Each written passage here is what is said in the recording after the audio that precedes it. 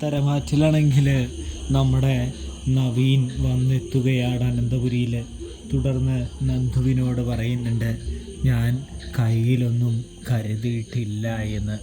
അതുകൊണ്ട് തന്നെ ഇവിടെയുള്ളവരൊക്കെ ഗിഫ്റ്റൊക്കെ ഉണ്ടോ എന്ന് ചോദിക്കുമ്പോൾ നവീനേട്ടൻ എന്തായാലും കയ്യിലൊന്നും കരുതാത്തത് തന്നെയാണ് ഏറ്റവും നല്ലത് എന്ന് നന്ദു പറയുന്നത് കാണാം.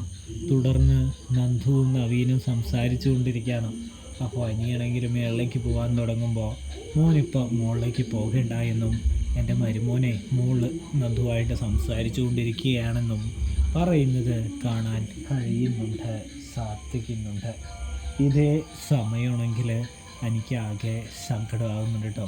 പിന്നെ കാണുന്നത് ഓണാഘോഷ കളികളും ഓണാഘോഷ വിഭവങ്ങളും ഒക്കെ തന്നെയാണ്. അനന്തപുരിയിൽ അങ്ങനെ ഓണാഘോഷമൊക്കെ ആഘോഷിക്കുകയാണ് എന്ന് കാണാൻ കഴിയും. കസേരകളിയും ഭക്ഷണ വിഭവങ്ങളും പൂക്കളും ഒക്കെ ഇടുന്നുണ്ടെന്ന് കാണാം. അങ്ങനെ കസേര കളിയിൽ എല്ലാവരെയും തോൽപ്പിച്ച് നവീനും നന്ദുവും അനിയും വരികയാണെന്ന് കാണാം.